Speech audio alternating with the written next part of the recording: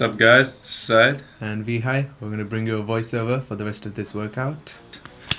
As you saw, we worked our way up to our daily 1 rep maxes, which Said got up to 160 and I got up to 130, which is a PR for me.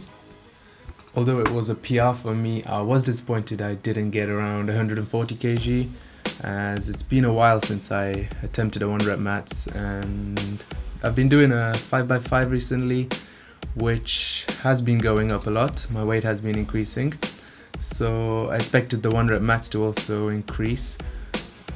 Moving on to my set of the squats. When you see me performing the squats, I like to keep my upper back really tight by squeezing my arms closer together. This then creates a shelf for your traps to rest the bar. Looking into my squat stance, I prefer a hip width stance, which is more ideal in my opinion to activate the most muscle groups in the lower body. Moving on to the leg presses, we perform the exercise for 5 sets of 8 to 10 reps. As you can see, the weight's moving slowly.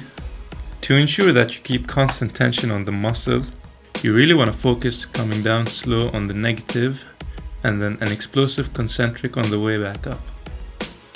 Just like any exercise, you want to ensure that you warm up the main muscle groups before performing the movement. Right, moving on to my set, you can see the difference in the way I perform the exercise to the way Said does it. The obvious one being the way I have a wider stance on the machine, as it's more comfortable for me. That's how you should perform any exercise as well. Make sure you're comfortable. It's important. The chances are that when you're doing an exercise and you're really uncomfortable, you're probably going to hurt yourself. So make sure you're comfortable when you perform any exercise. And at the same time, try and find a balance between good form and comfort.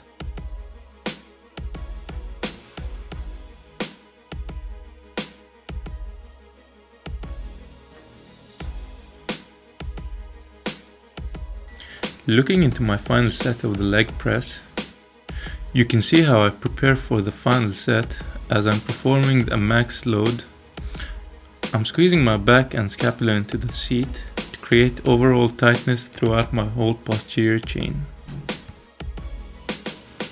Just like the first set or a warm-up, you want to ensure that the form stays intact and that you avoid any unnecessary swinging and jerking of the movement.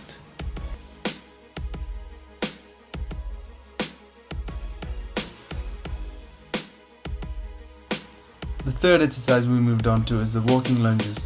I always include these in my leg workouts.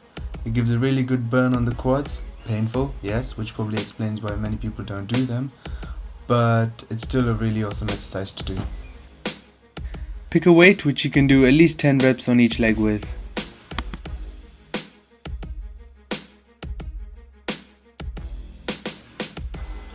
Moving on to the final exercise, we decided to combine some glute kickbacks with single-legged hamstring curls.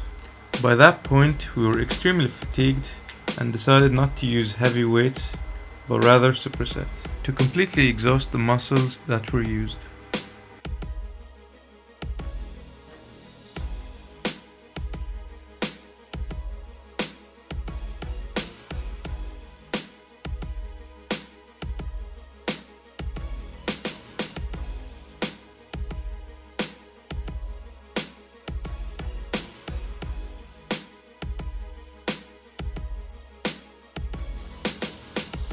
We finished the session off by doing some stretches.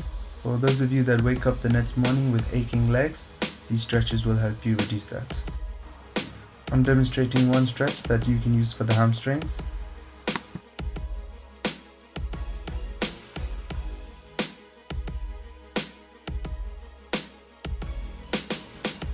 Here's another example of a stretch that targets the hip flexor and the hamstrings.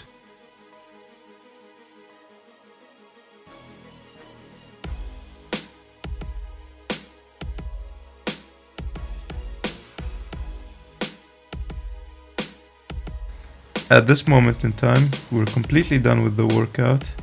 Please stay tuned for the next installment of the routine. Thank you for watching.